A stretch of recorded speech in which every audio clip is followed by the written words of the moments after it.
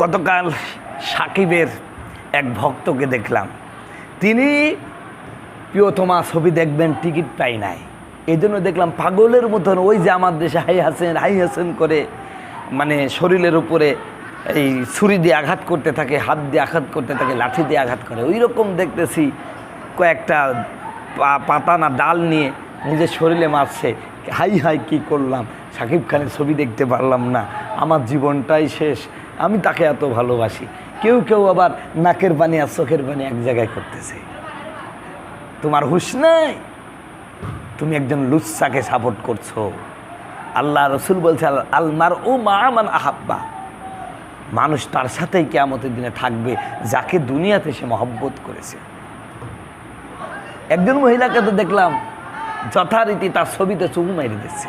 সাংবাদিকরা প্রশ্ন করছে, আপনার স্বামী যদি জানে তাহলে কী হবে? কারণ স্বামীর অনুমতি নিয়ে সাকিব খানকে চুমু দিচ্ছে। স্বামী লুচ্চা আর বউটা পাকা বেশ্যা, এতে কোনো সন্দেহ নাই। কি রুচি! আরে নিজের পুরুষত্ব থাকলে নিজের বউ দিয়ে অন্য পুরুষকে চুমু খাওয়ায়, এটা তো পাকা হিজলা। সি কোথায় যাচ্ছে যুব সমাজ? আজকে দেখছি দলে দলে হলগুলোতে ভিড় করছে, অথচ এই সেই ব্যক্তি যে পরপর দুটি নায়িকাকে বাচ্চার মা বানিয়ে দিল, বিয়ে কবে করছে, কোথায় করছে তার কোনো সাক্ষী নাই, কোনো প্রমাণ নাই। বিয়ে ছাড়াই এ বাচ্চাগুলো প্রোডাকশন দিল নাকি বিয়ে করেই দিল, এর কোনো হদিস নাই। তারপরও তিনি আমাদের সুপারস্টার। পক্ষান্তরে হুজুররা কবুল বলার মাধ্যমে, কালিমা পড়ার মাধ্যমে, সাক্ষীদের মাধ্যমে বিয়ে করে বৈধভাবে বউ নিয়ে রিসোর্টে গেল, হুজুরের হাতে হ্যান্ডকাপ। পরিমণি জেলখানায় থেকে মেহেদি হাতে বেরোয় আসতেছে, বাচ্চা একখান নিয়ে বেরোলো, বলল শরীফুল রাজা আমার স্বামী, মেনে নিল। কুলাঙ্গার অজন্মা সাংবাদিকরা প্রশ্ন করলো না, তুমি শরীফুল রাজের সাথে কবে বিয়ে করলা, তোমার কামিননামা কো? দেখে না, কারণ ওদের জন্য করু, আর হুজুররা বৈধভাবে করলো না করু।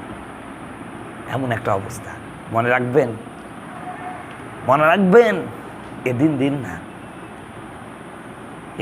না, দিন আর একটা আছে। আল্লাহ ছাড় দেন, ছেড়ে দেন না।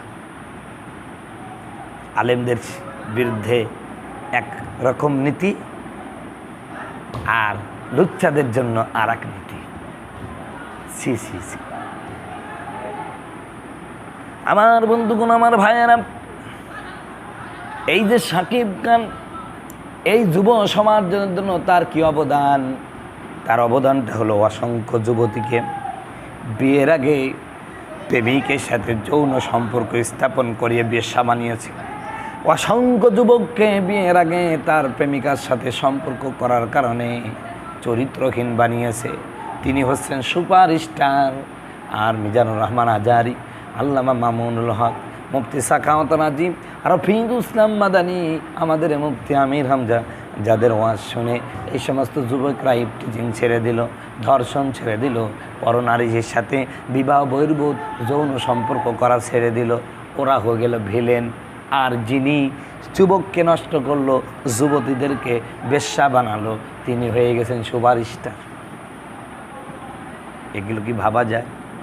বলেন ভাই, এ দুঃখ কোথায় রাখবো?